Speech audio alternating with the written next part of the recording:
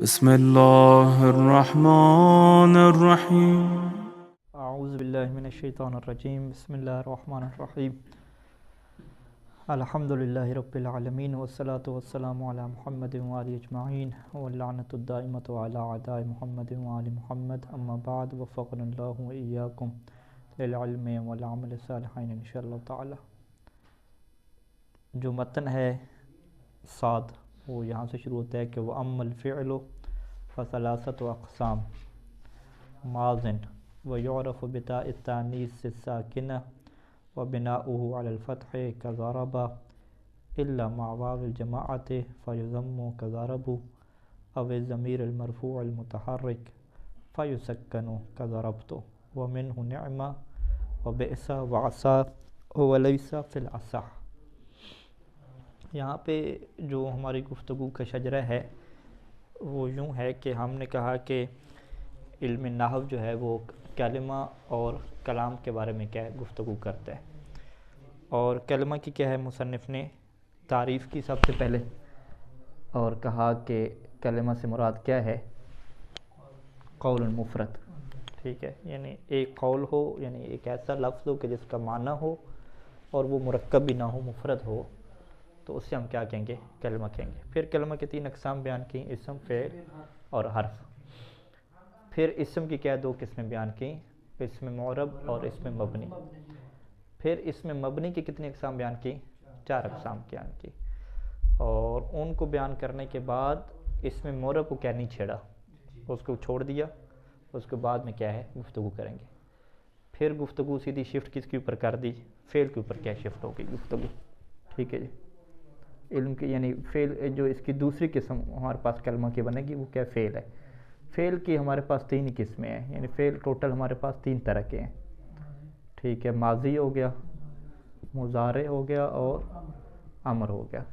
اب یہ ساری کی ساری گفتگو ہماری ماضی میں چلے گی، اور ماضی میں بھی گفتگو ہماری اس اعتبار سے چلے گی کہ آیا یہ مبنی ہوتا ہے یا معرب ہوتا ہے.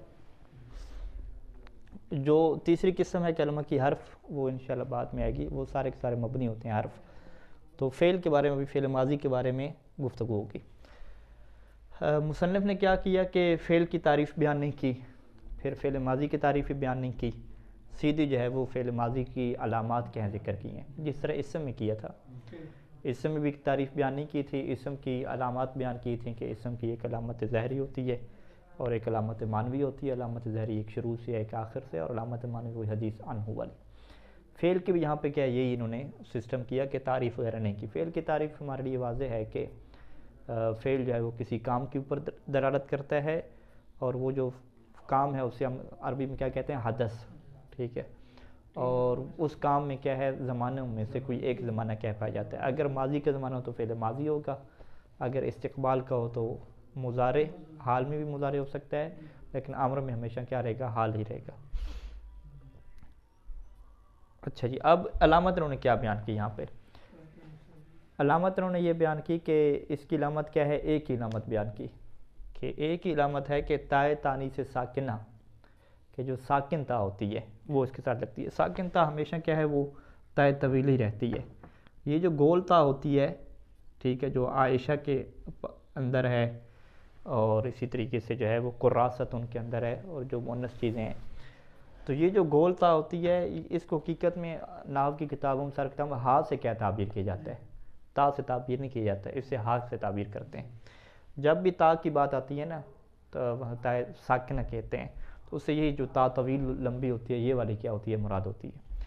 اس کو عام طور پہ ہا کہتے ہیں، یا تا کہتے بھی ہیں تو یہ پھر تا کو ساکنہ نہیں کہتے.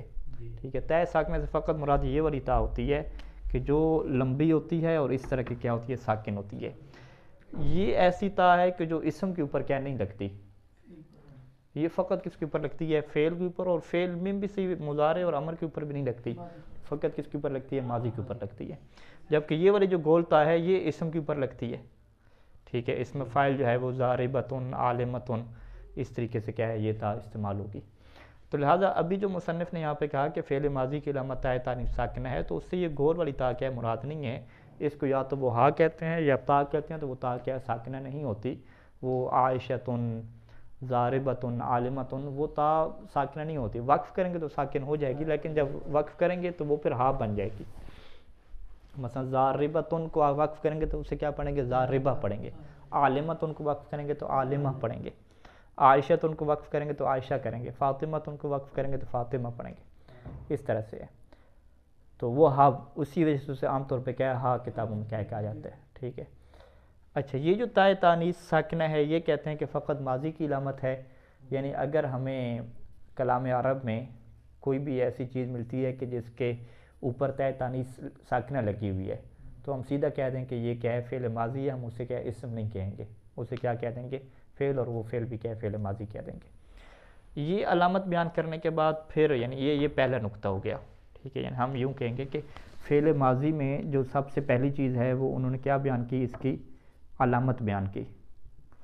اور دوسرا نقطہ کیا ہے؟ اس کا بنا کو بیان کیا کہ یہ مبنی ہوتا ہے یا مبنی نہیں ہوتا۔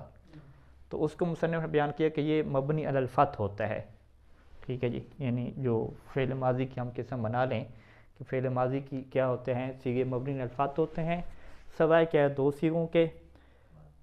اس میں جو ہے وہ ایک صورت میں مبنی علی الضم ہو جاتا ہے، ٹھیک ہے، اگر واو لگی بھی ہو، اور ایک صورت میں کیا ہوتا ہے؟ سکون ہو جاتا ہے، ٹھیک ہے۔ تو اصل کیا ہے؟ یہ فتح کیا رہتا ہے اس کے اوپر۔ اب یہ مبنی علی الضم کہیں گے، یہ مبنی علی السکون کہیں گے، اس کے اوپر تھوڑی سی بحث ہے، لیکن مصنف کی عبارت سے یہ ظاہر ہوتا ہے کہ اسے کیا کہتے ہیں؟ مبنی کہتے ہیں۔ اور تیسرا جو نقطہ ہوگا ہمارے پاس وہ کیا ہوگا؟ اختلافی، ٹھیک ہے۔ یعنی کچھ ایسی چیزیں ہیں کہ اس کے بارے میں دو طرح کا اختلاف ہے کہ آیا یہ اسم ہے یا جو ہے وہ یہ کیا ہیں؟ فعل ماضی ہیں، یہ اختلاف ہے۔ مصنف ان چار چیزوں کے بارے میں یہ کہتے ہیں کہ میرے نزدیک یہ کہیں فعل ماضی ہیں، ٹھیک ہے۔ ان میں سے کچھ ایسے بھی ہیں جن کے بارے میں یہ بھی اختلاف ہے کہ یہ حرف ہیں، ٹھیک ہے، لیکن مصنف انہیں بھی کیا کہتے ہیں؟ فعل ماضی کہتے ہیں۔ تو یہ کیا ہو گیا؟ ٹوٹل آج کے درس کا کیا ہو گیا؟ نقشہ ہو گیا، اور اس کے مطابق کیا ہم چلیں گے۔ تیسرے نقطے میں ہم کہاں تک پہنچ پاتے ہیں دیکھتے ہیں ہم۔ ترتیب ہماری یہی ہے کہ متن کو ہم شروع میں چھوڑیں گے اور اس کی بحث مکمل کریں گے تو دوبارہ متن کی طرف کیا آئیں گے؟ واپس آئیں گے شین سے، یعنی یہاں پہ جو شرح ہے یہاں سے کیا ہم شروع ہو رہے ہیں۔ لما فرغت من ذکر علامات الاسم، جب میں فارغ ہو گیا اسم کی علامات کو ذکر کرنے سے، و بیان انقسام ہی، اور اسم کے تقسیم ہونے سے فارغ ہو گیا۔ کس کی طرف تقسیم ہونا اسم کا؟ الی معرب و مبنی، یعنی اسم کا تقسیم ہونا معرب اور مبنی کی طرف، اس کے بیان سے جب میں فارغ ہو گیا۔ و بیان انقسام المبنی منہ، مبنی منہ یعنی من الاسم، اور اسم میں سے جو مبنی ہے اس کی تقسیم ہونے کے بیان کو، ٹھیک ہے۔ اس کا تقسیم ہونا کس کی طرف؟ الی مکسور، مبنی مکسور ہوگا یا مفتوح ہوگا یا مضموم ہوگا یا موقوف، موقوف یعنی سکون۔ جب اس کے بیان سے میں فارغ ہو گیا تو شرعت فی ذکر الفعل، تو میں فعل کے ذکر میں کیا ہو گیا؟ شروع ہو گیا۔ فذکر، تو پس میں نے ذکر کیا کہ انہ ینقسم الی ثلاثۃ اقسام، کہ فعل تین اقسام کی طرف کیا ہوتا ہے؟ تقسیم ہو جاتا ہے، ماضٍ و مضارع و امر۔ وذکرت، اور میں نے ذکر کیا لکل واحد منہا، ان تینوں میں سے ہر ایک کے لیے ذکر کیا علامتہ، اس فعل کی وہ علامت کہ الدالۃ علیہ یا الدالۃ علیہ۔ وذکرت لکل واحد منہا علامتہ الدالۃ علیہ، علامتہ کا یہ آپ صفت بنائیں گے الدالۃ، تو اسی کے اعراب میں کیا اسی کے تابع ہو جائے گی۔ علامتہ یعنی ذکرت کا فعل مفعول سے کیا نام ہے؟ مفعول پڑھ رہے ہیں آپ۔ اور میں نے ان افعال میں سے ہر ایک کے لیے اس کی علامت کو ذکر کیا۔ کون سی علامت؟ الدالۃ علیہ، جو دلالت کرتی ہے علیہ اس فعل کے اوپر، یہ میں نے ذکر کیا۔ اور میں نے دوسری چیز کیا ذکر کی؟ وہ حکمہ الثابت لہ، اس فعل کے میں نے حکم ذکر کیا کہ الثابت لہ، جو اس فعل کے لیے ثابت ہوتا ہے۔ وہ کون سا حکم ہے؟ کہ من بناء، کہ یہ کب مبنی ہوتا ہے فعل، کن صیغوں میں مبنی ہوتا ہے، وإعراب، اور کب کیا ہوتا ہے؟ یہ معرب ہوتا ہے۔ وبدأت من ذلك بالماضی، من ذلك من ذلك الفعل، اور اس فعل میں سے میں نے ماضی کے ذریعے سے کیا ابتدا کی؟ ابتدا کرنا۔ فذکرت، تو پس میں نے ذکر کیا کہ ان علامتہ، کہ اس ماضی کی علامت کیا ہے؟ کہ ان یقبل تاء التانیث، کہ یہ تاء تانیث کو کیا کرتا ہے؟ قبول کرتا ہے۔ تاء تانیث کون سی؟ الساکنہ، جو کیا ہوتی ہے؟ ساکنہ ہوتی ہے۔ جیسے کہ دو فعل لے لیں، قامہ اور قعدہ، یعنی اگر کوئی پوچھے بھی قامہ کیا ہے، قامہ فعل ہے، اسم ہے، کیا چیز ہے، تو ہم کہیں گے کہ تقولو، کہ آپ لوگ کیا کہتے ہیں قامہ کے بارے میں، یعنی قامہ اہل عرب، یعنی اہل عرب آپ لوگ قامہ کے بارے میں کہتے نہیں ہیں قامت و قعدت، قامت یعنی وہ کھڑی ہوئی، قعدت کیا ہے وہ بیٹھ کے. تو جب آپ یہ کہہ رہے ہیں قامت اور قعدت، یعنی آپ لوگ تا تانیث لگا رہے ہیں، تو یہ واضح دلیل ہے کہ یہ جو تا ہے یہ کیا ہے، فعل ماضی کی ہے. یہاں پہ میں نے دلیل نہیں دی، یعنی علامت بیان کیا کہ جب آپ اس کے ساتھ تانیث لگا رہے ہیں تو یہ علامت مان جاتی ہے کہ قام اور قعدہ کیا ہیں، فعل ماضی ہیں.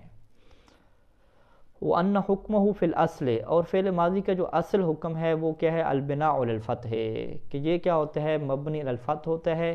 کما مثلنا، جیسا کہ ہم نے ابھی مثال دی ہے، ابھی کہاں پہ مثال دی ہے، یہی جو قامت اور قعدت کی مثال دی ہے. یعنی قامت بھی کیا ہے، میم کے اوپر کیا فتح ہے، قعدت میں بھی دال کے اوپر کیا فتح ہے. تا کو تو ہم شمار نہیں کریں گے نا، یعنی قامت کے اندر دو چیزیں ہیں، قامہ فعل ہے اور تا کیا ہے، اسم ہے.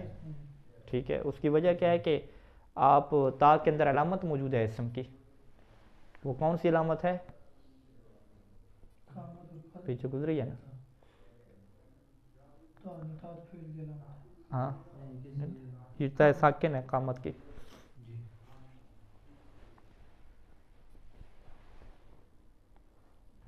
وہی ہے نا میرے جو الحدیث عنہ، جس کے بارے میں آپ کیا کرتے ہیں، گفتگو کرتے ہیں. ہاں قامت کو اگر آپ فعل یہاں پہ کہتے ہیں، کیا نام، فاعل کہتے ہیں، اگر قامت یہاں پہ علامت تانیث نہیں ہے، اگر یہ فاعل ہے فرض کریں، تو یہاں پہ ہم کیا کہیں گے قامت کو، کہ اگر تو یہ فاعل ہے فرض کریں، یعنی ہے یا ضمیر اس کے اندر پوشیدہ نہیں ہے، یعنی کچھ اس طرح کے نظریات ہیں یہاں پہ، تو پھر تو ہم اس سے کیا کہیں گے، اسم کہیں گے.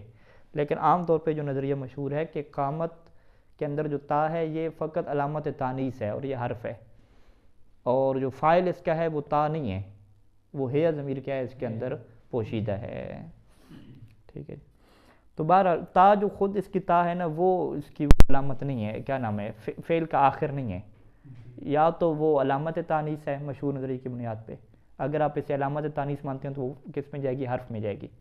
یا اسے آپ فاعل اگر کہتے ہیں تو پھر آپ اسے اسم بنائیں گے، وہ بھی کس علامت کے اعتبار سے کہ الحدیث عنہ، کہ اس کے بارے میں کیا ہو رہی ہے، گفتگو ہو رہی ہے. وَأَنَّ حُكْمَهُ فِي الْأَصْلِ، اچھا یہ بیان کر دیا، مبنی علی الفتح ہوگا.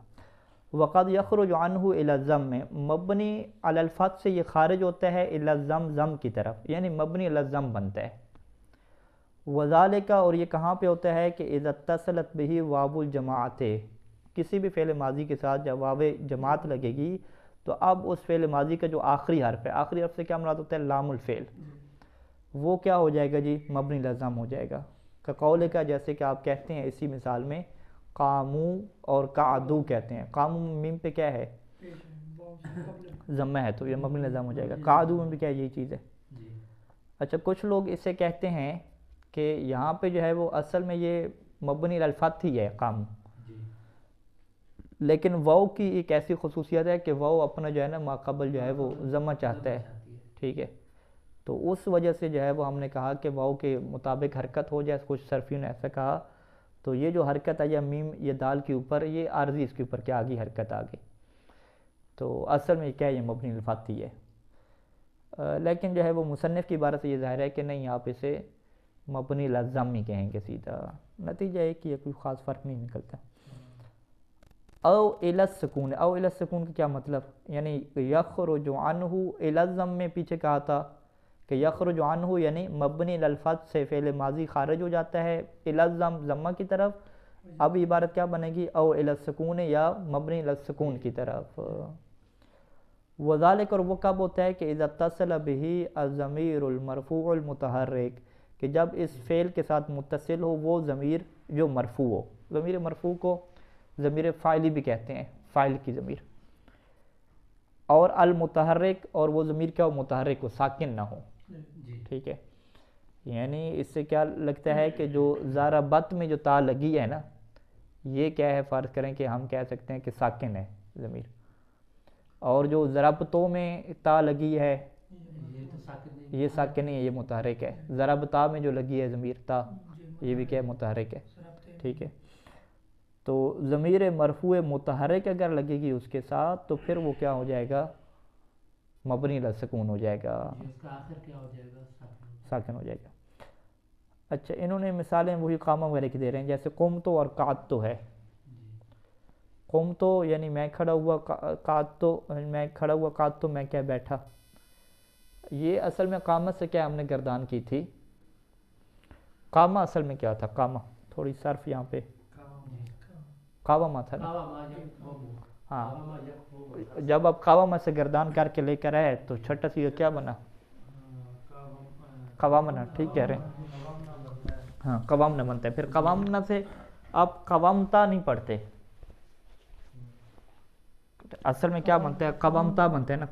قوامنا بھی، قوامنا کے اندر بھی کیا تبدیلیاں ہو جاتی ہیں نا، قوامنا، قوامنا، ٹھیک ہے جی۔ یہ کون سا صیغہ بن گیا ہمارے پاس؟ چھٹا بن گیا۔ نون جو ہے وہ ضمیر اسے کہہ دیں، نون نسوہ کہتے ہیں جو۔ اس کا جو ہے وہ علال کیسے کرتے ہیں کہ واو متحرک ما قبل متحرک ہو تو اس واو کو الف میں کیا تبدیل کرتے ہیں، ٹھیک ہے، ہاں تو الف میں تبدیل ہو جائے گی، تو یہ کیا ہو جائے گا؟ قام نہ ہو جائے گا، التقاء ساکنین ہو جائے گا، یہ دونوں گر جائیں گے تو نتیجہ کیا نکلے گا؟ کم نہ ہو جائے گا۔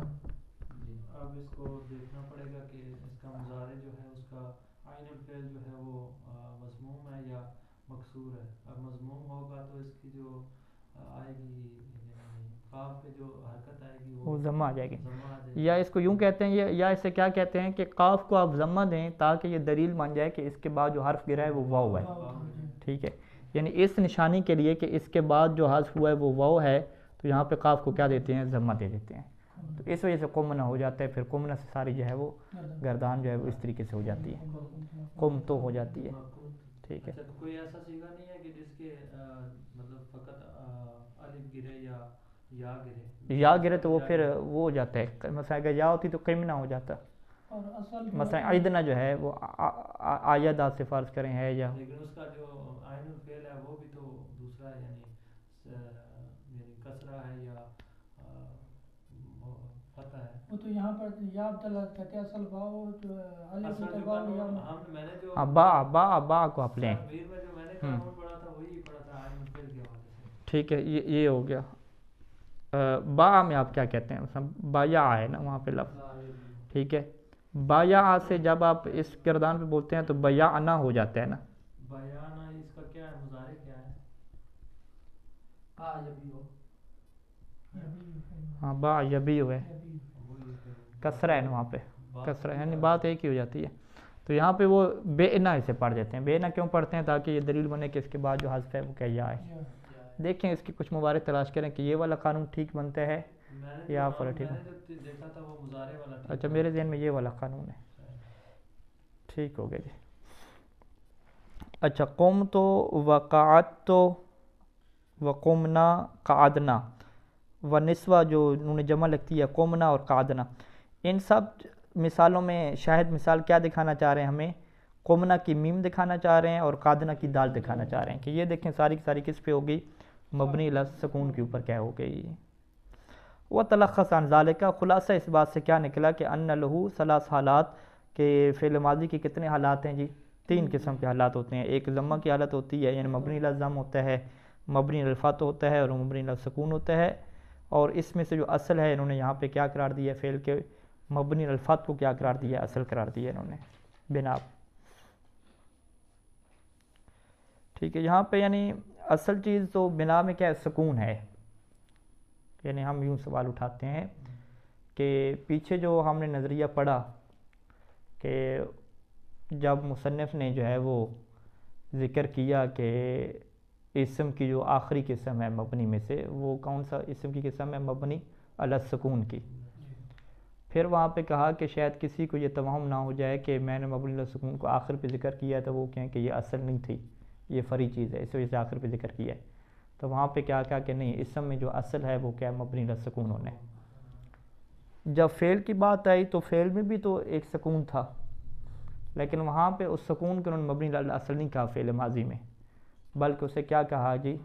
مبنی علی الفتح، جو فتح ہے وہ فعل میں کیا ہے؟ اصل ہے، یعنی اسم میں اگر ہم سے یہ سوال کیا جائے کہ ابن ہشام کے نزدیک اسم میں مبنی کون سی اصل ہے اور کون سی فرع ہے، تو ہم کہیں گے کہ مبنی علی السکون وہاں پہ اصل ہے، باقی مبنی علی الضم، مبنی علی الکسر اور مبنی علی الفتح کیا ہیں، یہ فرع ہیں۔ فعل میں کیا ہے، ایسا نہیں ہے، فعل میں مبنی علی الفتح کیا ہے، اصل ہے، اور مبنی علی السکون اور مبنی علی الفتح کیا ہے، یہ مبنی علی الضم کیا ہے، یہ کیا فرع ہے۔ اچھا قبلہ یہ جو اصل قرار دیتے ہیں مطلب کہ اسم میں جس طرح سکون قرار دیا اور پھر ماضی میں کیا فتح قرار دیا، یہ تعداد کو دیکھا جاتا ہے کہ فرق یہ دیکھا جاتا ہے کہ اگر اس کا خارج میں نا مصداق 100 ہے ماضی میں، نہیں تعداد کو نہیں دیکھا جاتا، وہ بیان کیا تھا۔ مثلا ہم نے جب یہ سوال اٹھایا تھا کہ اسم کے جو دو قسمیں ہیں، اسم کا مورب ہونا اور مبنی ہونا، وہاں پہ مصنف نے کیا کہا تھا کہ اسم میں اصل کیا مورب ہونا ہے، صحیح ہے، اس کی وجہ کیا بیان کی تھی، اصل مورب ہونا ہے کہ کیونکہ اعراب کا مطلب کیا ہوتا ہے، بیان کرنا، ٹھیک ہے، اور اسم کے اوپر مختلف حالات طاری ہوتے ہیں، کبھی یہ فاعل واقع ہوتا ہے، کبھی مفعول، کبھی مبتدا، کبھی خبر، تو ہمارے پاس مختلف اعراب ہونے چاہیے کہ جو اس کی حالت کو بیان کریں کہ ابھی یہ کیا واقعہ ہو رہا ہے، ٹھیک ہے، لہٰذا یہ چیز اصل کنڈیشن ہے جو اس کی حالت اور اس کی نیچر کے مطابق ہے، یعنی وہاں اصل سے کیا مراد لی تھی کہ جو نیچر کے مطابق ہو، اس کی حالت کے مطابق ہو۔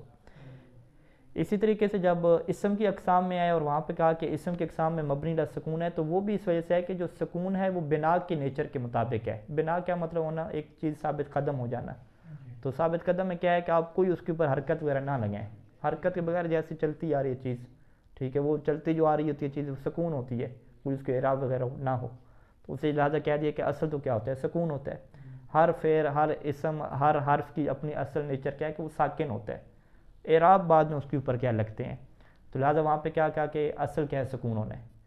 فعل ماضی میں بھی یہی کہنا چاہیے تھا کہ اس کی اصل بنا میں کیا ہے، سکون ہے، لیکن یہاں پہ کیا کہ اصل بنا میں کیا ہے، مفتوح ہونا ہے۔ اس کی شاید وجہ یہ ہو کہ فعل ماضی کے اندر اختلاف کیا ہے، موجود ہے، وہ اختلاف ہے کہ مبنی علی السکون نام کی فعل ماضی میں چیز نہیں ہوتی، ٹھیک ہے۔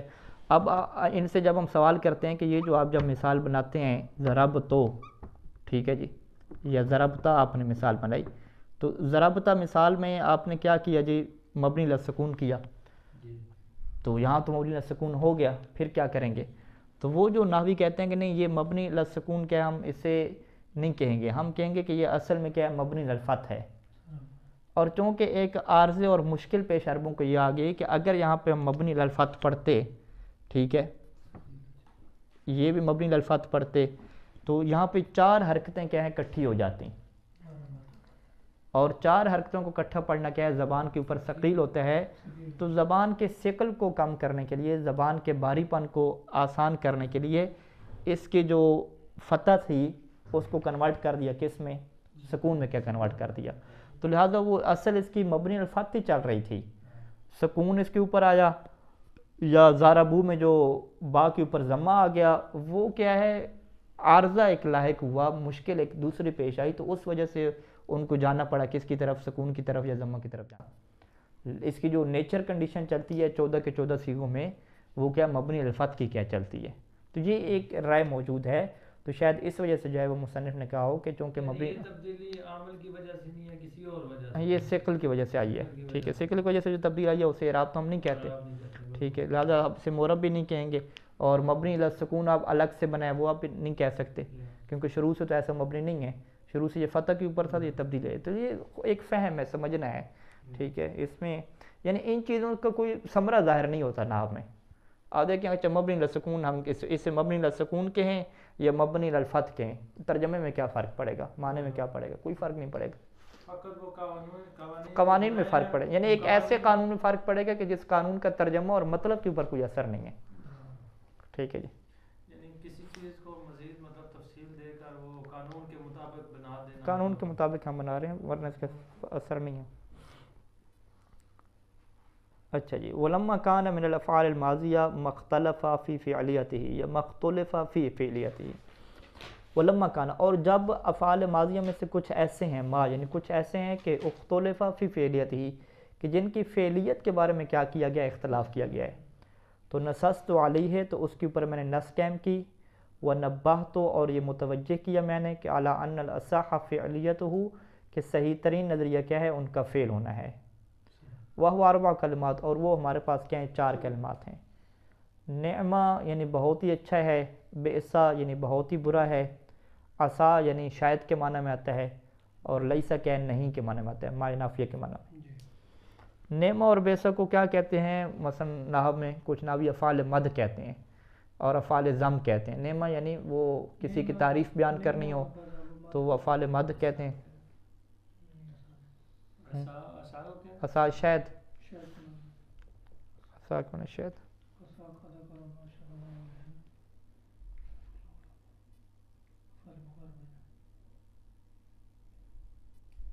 اچھا جی۔ اب یہاں پہ نعمہ اور بیسا کے بارے میں پہلے مصنف یہاں پہ بیان کریں گے، پھر عصا اور لیسا کے بارے میں کیا بیان کریں گے۔ دونوں میں اختلاف کیا ہے؟ ٹھیک ہے، اختلاف یہ ہے کہ نعمہ اور بیسا کچھ کے مطابق کیا ہے؟ اسم ہے، اور مصنف کے مطابق کیا ہے؟ فعل ہے۔ اور عصا اور لیسا میں کیا اختلاف ہے؟ کہ کچھ ناویوں کے مطابق یہ حرف ہیں عصا اور لیسا، اور مصنف کے مطابق کیا ہیں؟ فعل ہیں۔ ٹھیک ہے، سب سے پہلے مصنف جو ہے وہ ان کے اختلاف کو بیان کرتے ہیں، اپنے نظریے کو اور دلائل کو کیا بیان نہیں کرتے۔ کہتے ہیں کہ فَأَمَّا نِعْمَ وَبِئْسَ فَذَهَبَ الْفَرَّاءُ وَجَمَاعَةٌ مِّنَ الْكُوفِيِّينَ۔ نعمہ اور بیسا کے بارے میں فرا نحوی کا نظریہ اور کوفیوں کی ایک جماعت کا نظریہ یہ ہے کہ اِلَىٰ أَنَّهُمَا اسْمَانِ، کہ یہ دونوں کیا ہیں؟ اسم ہیں، فعل نہیں ہیں۔ وَاسْتَدَلُّوا عَلَىٰ ذَلِكَ بِدُخُولِ حَرْفِ الْجَرِّ عَلَيْهِمَا، اور انہوں نے استدلال کیا عَلَىٰ ذَلِكَ، اپنی اس بات کے اوپر کہ یہ اسم ہیں۔ اب دیکھیں کسی بھی چیز کے، کسی بھی کلمہ کے اسم ہونے کے اوپر استدلال کا مطلب کیا ہے؟ کہ جو اسم کی علامات ہیں وہ اس کے اندر کیا ہوں؟ موجود ہوں۔ فعل کے ہونے کا مطلب کیا ہے؟ کہ فعل کی علامت اس کے اندر موجود ہو۔ اگر فعل ماضی ہے تو فعل ماضی کی جو علامت بیان کی ہے وہ اس کے اندر موجود ہو۔ تو ان لوگوں نے یہ کہا کہ بھئی ہمارے پاس ایسے اشعار موجود ہیں کلام جاہلیت کے کہ جس کے اندر اسم کی علامات ہمیں نظر آ جاتی ہیں۔ ٹھیک ہے، وہ علامت کیا ہے؟ کہ حرف جر جو ہے وہ نعمہ اور بیسا کے اوپر داخل ہوتا ہوا نظر آتا ہے، حرف جر۔ اور حرف جر کسی چیز کے اوپر داخل نہیں ہوتا مگر یہ کہ وہ کیا ہو؟ اسم ہو۔ فعل کے اوپر حرف جر داخل نہیں ہوتا، اور خود حرف کے اوپر حرف جر کیا ہے؟ داخل نہیں ہوتا۔ حرف جر داخل ہوتا ہے اسم کے اوپر۔ یہ ہم سوال رکھیں گے کہ مصنف نے جب اسم کی علامات بیان کی تھیں تو کیا اس میں سے یہ بیان کیا تھا کہ حرف جر کا داخل ہونا؟ مصنف نے اسم کی کتنی علامات بیان کی تھیں؟ 3 علامتیں بیان کی تھیں نا۔ ایک وہ ظاہری علامت تھی، اس کی 2 بیان کی تھیں کہ شروع میں اور آخر میں، شروع میں الف لام اور آخر میں کہتا ہے نمی، ان میں سے حرف جر نہیں ہے۔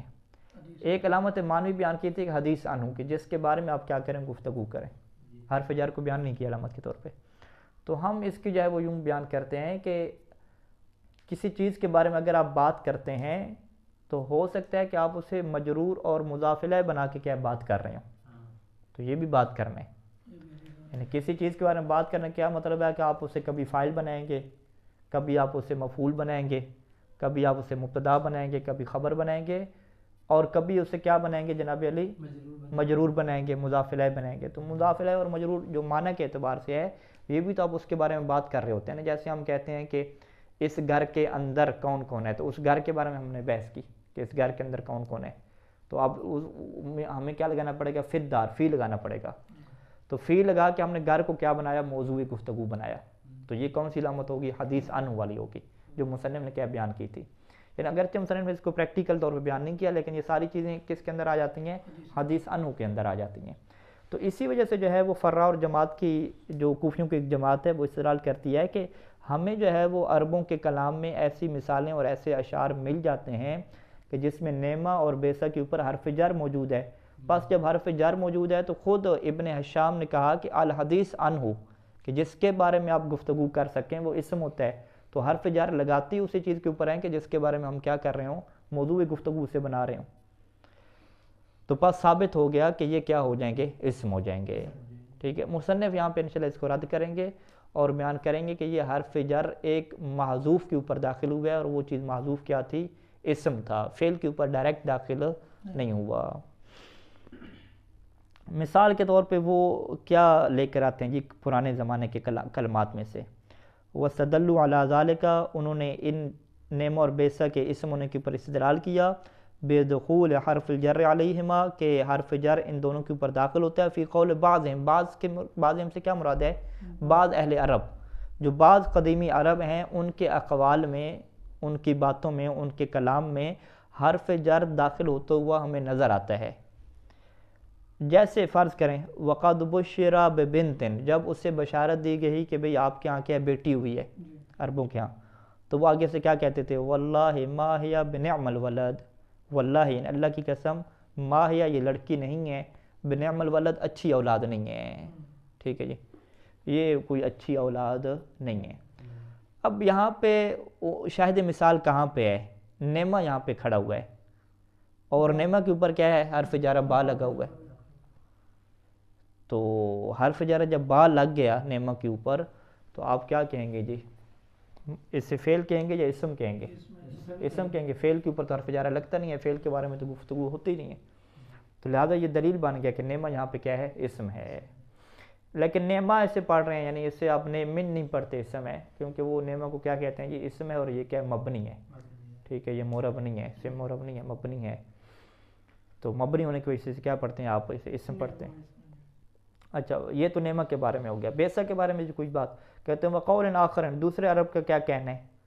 یعنی کچھ دوسرے عربوں کا ایک قول اور بھی ہے، وہ کیا ہے کہ وقد سارا الی محبوبتی، وہ جو دوسرا بندہ تھا یعنی عربوں میں سے، سارا وہ گیا الی محبوبت ہی، اپنی محبوبہ کی طرف، اپنی محبوبہ کو ملنے کے لیے گیا، علی حمار، ایسے گدھے کے اوپر سوار ہو کے کہ بطیء السیر، کہ جس کا چلنا کیا تھا؟ بطیء، بہت ہی سست تھا، یعنی سست ترین گدھے کے اوپر گیا اپنی محبوبہ کو ملنے کے لیے، تو بہت دیر سے پہنچا ہوگا، ٹھیک ہے۔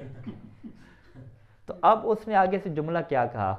ٹھیک ہے، اسے غصہ نہیں آیا، اس نے کہا کہ نعم السیر، کہ یہ سفر بہت اچھا ہے، لیکن علی بئس العیر، یہ جو گدھا ہے نا، سواری ہے، یہ بڑا برا ہے، ٹھیک ہے، کہ سفر اچھا ہے لیکن علی ایک ایسے چیز کے اوپر ہے کہ جو کہ بئس العیر کا مساق ہے، جو ایک خچر ہے، گدھا، عیر اسی خچر اور گدھے کے معنی میں استعمال ہوتا ہے، کہ یہ جو گدھا اور خچر ہے یہ بیسا، یہ برا ہے، یعنی ہم اس کا ترجمہ کیوں کریں گے کہ برے گدھے کے اوپر خوبصورت سفر، ٹھیک ہے، شاندار سفر ہے۔ اب یہاں پہ شاہد کہاں سے پکڑا کوفیوں نے، کوفیوں کی بعض جماعت نے؟ بیسا کے اوپر علا کو کیا ہے انہوں نے دکھا دیا، کہ وہ کہتے ہیں علا حرف جارہ بیسا کے اوپر کیا داخل ہو گئے، بس یہ دلیل ہو گئی کس بات کی؟ کہ یہ جو ہے اسم ہو گیا، یہ ٹھیک ہو گئی۔ اچھا، لیسا اور عصا کے بارے میں حرف ہونے کا دعویٰ کس نے کیا ہے؟ ابھی مصنف اس کو رد نہیں کریں گے، ان دو کو بیان کرنے کے بعد پھر کیا رد کریں گے۔ اما لیسا کے بارے میں فذهب الفارسی فی الحلبیات، فارسی ایک نحوی ہے، اسی کتاب حلبیات ہے، الحلبیات بھی پڑھتے ہیں، کہ یہ کتاب حلبیات میں اس بات کی طرف گیا ہے کہ الی انہا حرف نفی، کہ لیسا حرف نفی ہے، بمنزلت ما النافیہ، جو کہ ما نافیہ کی جگہ پہ استعمال ہوتا ہے، ما نافیہ بھی حرف نفی ہے تو لیسا بھی کیا حرف نفی ہے۔ وہ تابع علی ذالک ابو بکر بن شقیر، اور اسی کی اتباع کی ہے ابو بکر بن شقیر کی۔ ہاں، فارسی کے کیا دلائل ہیں کیا دلائل نہیں ہے، اس کو کیا ہے مصنف نے ذکر نہیں کیا۔ وہ اما عصا کے بارے میں فذهب الکوفیون، کوفی نحویوں کا اس طرف جانا ہے کہ الی انہا حرف ترجن، کہ یہ حرف ترجی ہے، ترجی کسے کہتے ہیں؟ امید، امید والا حرف ہے، جو بمنزلت لعل، جو لعل کی جگہ پہ استعمال ہوتا ہے، لعل بھی حرف ہے، ٹھیک ہے، لعلہم یتقون، ٹھیک ہے، تو یہ اسی کی جگہ پہ کیا ہے؟ حرف کے طور پہ استعمال ہوتا ہے۔ وتابع علی ذالک ابن سراج، اور ابن سراج جو نحویہ، انہوں نے کیا ہے؟ کوفیوں کی اس بات کو کیا ہے؟ قبول کیا ہے۔